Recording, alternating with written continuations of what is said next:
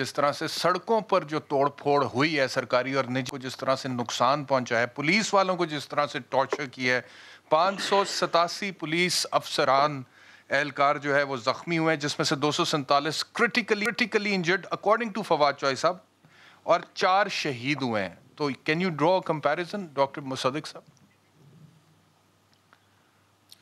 دیکھیے، سب سے پہلی بات تو یہ کہ ہر پروگرام میں آ کے میں سب سے پہلے یہی کہتا ہوں کہ جس نے قانون اپنے ہاتھ میں لیا ہے اس کو سزا کیوں کر نہ دی جائے. جس نے ہماری حفاظت کرنے والوں کو شہید کیا ہے ان کو کڑی ترین قانون کے مطابق سزائیں کیوں نہ دی جائیں.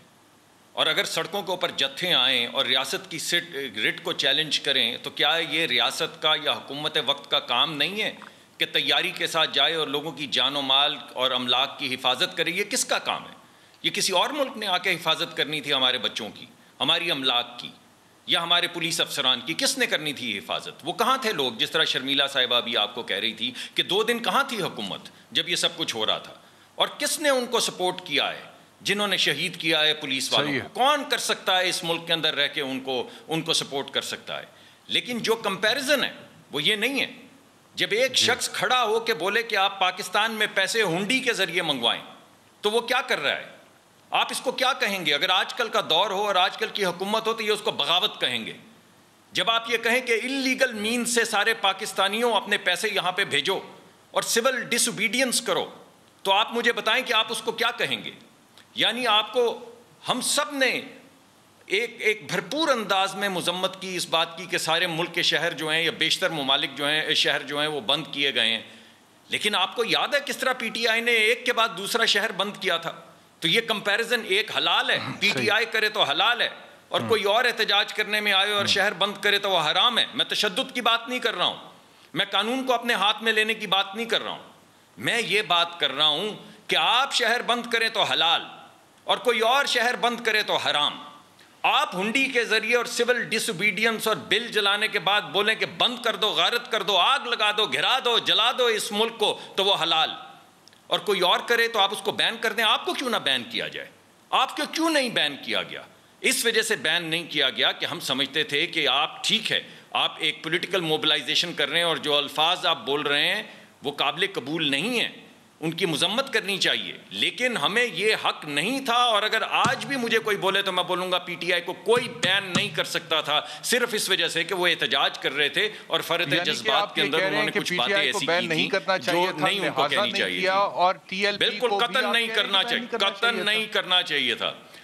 میں یہ کہہ رہا ہوں کہ آپ مجھے بتائیے اگر پی ایل ٹی کو بین کرنا چاہیے، کس بات پہ بین کرنا چاہیے؟ آپ ان کو پھانسی کی سزا دیں جنہوں نے لوگوں کو شہید کیا. لیکن آپ رائٹ ٹو آرگنائزیشن لوگوں کا جو ہے، فریڈم آف آرگنائزیشن اور فریڈم آف سپیچ جو ہے وہ کیسے چھین سکتے ہیں لوگوں سے؟ فریڈم آف اور آپ مجھے بتائیں کہ وہ دہشت گردی کی right to organisation, right to assembly, freedom of speech, یہ کانسٹیٹیوشن میں ساری چیزیں ڈاکٹر صاحب میں نے پڑھی ہیں، پاس کر کے ہی میں بیرسٹر بناؤں. لیکن جی میں نے بھی پڑھی ہیں، مجھے پتا ہے آپ بیرسٹر ہیں، لیکن میں بھی کافی پڑھ کے آیا ہوں. میں تو چلیں سر آپ نے بھی پڑھی ہوں گی. نہیں ایک منٹ ٹھہریں، ایک منٹ زیادہ پڑھے لکھے آدمی ہوں گے. نہیں میں معافی چاہتا ہوں، آپ میرے سے، میں معافی چاہتا ہوں. چلیں آپ کہیے، آپ کریے بات. آپ قابل بھی مجھ سے زیادہ ہیں، ڈگری بھی آپ کے پاس ہے، اور آپ پڑھے لکھے بھی مجھ سے زیادہ ہیں. اور میں ہاتھ جوڑ کر آپ کے سامنے اعتراف کرتا ہوں اس بات کا کہ آپ جو بات کر رہے ہیں، اب میری بھی بات صرف کیونکہ میں اسمبلی میں بیٹھا ہوں تو میری بھی گزارش، حقیر سی گزارش سن لیں. جی میں آپ سے یہ کہہ رہا ہوں کہ 22 لاکھ لوگ جو ووٹ جس کا لے کر آتے ہیں اس کو دہشت گرد فیصلہ کر کے بین کرنے کا کوئی طریقہ کار ہونا چاہیے نا. دہشت گردی یعنی لوگوں کا سڑکوں کے اوپر آ کے مجھے پہلے میری بات ذرا میری بات مکمل ہو لینے دیجیے. میں آپ کے ذریعے ذرا اپنا ڈاکٹر صاحب I'll come back to you. میں جلدی آ جاؤں گا. نہیں ابھی نہیں آیا. میں آپ کو یقین سے بتا رہا ہوں کہ میرا پوائنٹ ابھی نہیں آیا، لیکن بہرحال آپ اگر نہیں سننا چاہتے میرا پوائنٹ تو علی محمد صاحب کے پاس چلے جائیے. میں سننا چاہتا ہوں بٹ ان کا بھی اوپینین لے لیں سر، اور اس کے بعد میں آپ کی طرف واپس آتا ہوں. علی محمد خان صاحب بتائیے، وہ کہتے ہیں کہ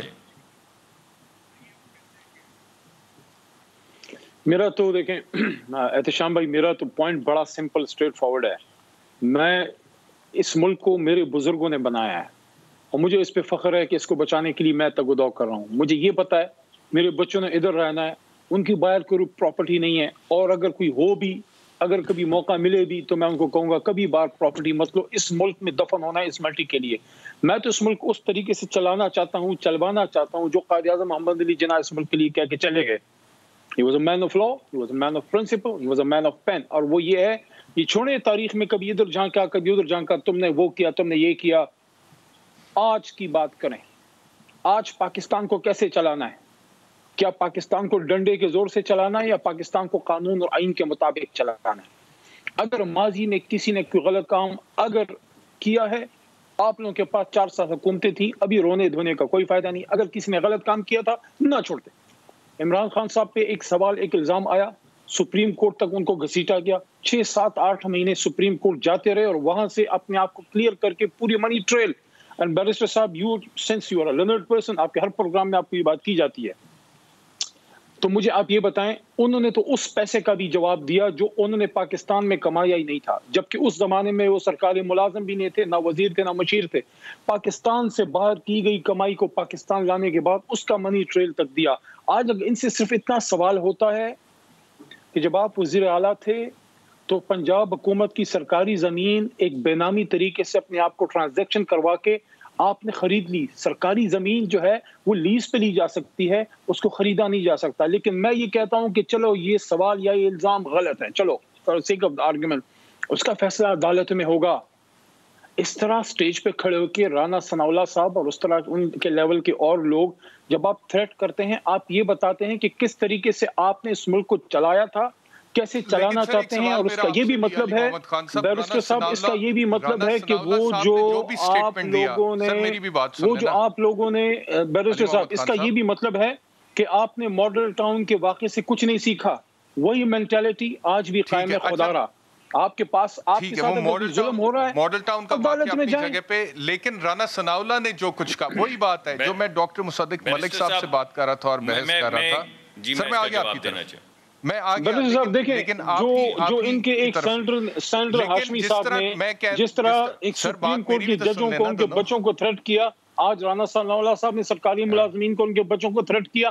کیا فرق ہے؟ کوئی لرننگ, کوئی فرق ہے؟ سر میں یہ کہہ رہا ہوں, 5 سال کے بعد کوئی فرق ہے؟ سر میں یہ کہہ رہا ہوں, علی محمد خان صاحب, میں یہ کہہ رہا ہوں کہ جس طرح سے انہوں نے عمران خان کی وہ سول ڈس اوبیڈینس والی تقریر کو ٹی ایل پی کے ایکشنز کے ساتھ ملانے کی کوشش کی ہے اور کہا ہے کہ جی یہ تقریباً ایک جیسی بات ہے, اسی طرح اگر آپ یہ کہیں کہ رانا ثناء اللہ کا جو سٹیٹمنٹ ہے وہ کنڈیمنیبل ہو سکتا ہے, میں آپ سے اس حد تک اتفاق کرتا ہوں کہ چیف سیکرٹری یا کمشنر لاہور یا ان کے بچوں کے حوالے سے جو بات انہوں نے کہی نہیں کہنی چاہیے تھی, لیکن اس کے باوجود اگر آپ کہیں کہ یہ ایگزیکٹلی وہی کچھ ہے جو ٹی ایل پی نے کیا جس کی وجہ سے ان کو بین کیا, تو یہ بھی سمجھ میں نہیں آتا. سر دونوں کی بات سمجھ میں نہیں آتا. بیرسٹر صاحب میری بات سنیں, ایک تو ٹی ایل پی کے حوالے سے بھی میں آپ کو بات بتا دوں, ٹی ایل پی کے جو لوگ ہیں وہ ہمارے پاکستانی ہیں, ہمارے بھائی ہیں, وہ کوئی دہشت گرد نہیں ہیں, لیکن اس عمل کی وجہ سے ان پہ پابندی لگانا مجبوری تھی. ابھی دہشت گرد کہہ اب سنیں نا میری بات سن لیں, وہ ان سے ہم نیگوسیشن میں رہے, ان سے ہم بات کرتے رہے, ان کو قائل کرتے رہے کہ وہی بات جو آپ کرتے ہیں وہی میں بھی کرتا ہوں, وہی آپ بھی کرتے ہیں, وہی عمران خان صاحب بھی کرتے ہیں, پوری دنیا میں انہیں جا کے کی. لیکن جب وہ روڈوں پہ نکلے, جب حالات خراب ہوئے تو پابندی لگانی مجبوراً پڑی ان پہ. ایشوز کے حوالے سے دیں. جی ڈاکٹر صاحب, علی محمد خان صاحب ان کی باری ہے پلیز. جی میں کوئکلی آپ کو کوئکلی 2 باتیں آپ کو بتاؤں گا. پہلی بات کیس کے حوالے سے 1960s کے اندر ایک ٹرانسفر ہوئی ہے جس کو کویشچنیبل ڈکلیئر کر کے یہ کینسل کی گئی ہے, جو اونرشپ ڈیڈ ہے. 1960 کے اندر کسی صاحب نے پنجاب گورنمنٹ سے, یہ ہے وہ بات جو یہ آپ کو نہیں بتا رہے, یہ آپ کو یہ بتا رہے ہیں کہ 1980 کے اندر یہ زمین نواز شریف صاحب کے خاندان نے خریدی.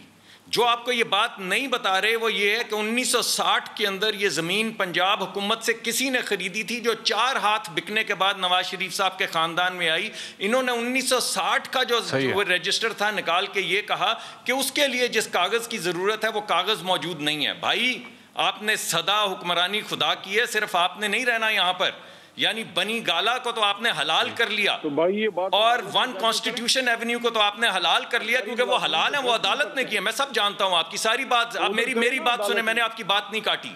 یعنی بنی گالا حلال ہے اور 1960 کے اندر کسی اور شخص نے جو زمین پنجاب حکومت سے خریدی تھی وہ حرام ہے. جی میں نے ساری آپ کی باتیں سنی ہیں, میں نے سب باتیں سنی ہیں, ذرا حوصلہ پیدا کریں اور میری بھی بات سنیں. حوصلہ ہی ہے. بنی گالا, جب آپ طاقت کے اندر ہیں تو بنی گانا بھی حلال ہے, آپ طاقت میں ہیں تو ایک کانسٹیٹیوشن ایونیو بھی حلال ہے. اور جب ہم طاقت میں نہیں ہے تو 1960 میں کسی نے خرید کے 4 ہاتھ بیچی اور 1900 آپ جو لوگوں کو بتا رہے ہیں کہ 1980 کے اندر یہ 1990 میں بیچی. چلیں چھوڑ دیں, آپ کو یہ بات اچھی نہیں لگ رہی تو چھوڑ دیں. مطلب آپ اندر آ رہے ہیں, میری بات, میں جو بات کروں گا آپ کو سننی پڑے گی, میری باری ہے. میں نے تو آپ کی پوری بات سنی ہے, نہیں سننا چاہیں گے تو میں کچھ بھی نہیں کر پاؤں گا. یعنی آپ حکومت کو تھریٹ کریں, افسران کے نام لائیں. بھائی آپ کو حق ہے کہ آئی جی کا نام لے لے کے تھریٹ کریں. آپ کا حق ہے کہ آپ یہ کہیں کہ ہم آئی جی کو اپنے ہاتھ سے پھانسی لگائیں گے. ٹھیک ہے, یہ ٹھیک ہے نا, یہ بات یہ ٹھیک ہے, یہ حلال ہے کہ آپ پکڑ کے آئی جی کو ہاتھ سے پھانسی لگائیں گے اور ہم یہ کہہ رہے ہیں کہ غیر قانونی حرکت نہ کریں. آپ پکڑ لیں, پھانسی لگا دیں رانا ثناء اللہ کو. پہلے آپ نے 35 کلو ہیروئن نہیں ڈالی اس کے اوپر, تو پھر پکڑ لیں, پھانسی لگائیں. جو آپ کے خلاف بات کرے اس کو پھانسی لگا دیں.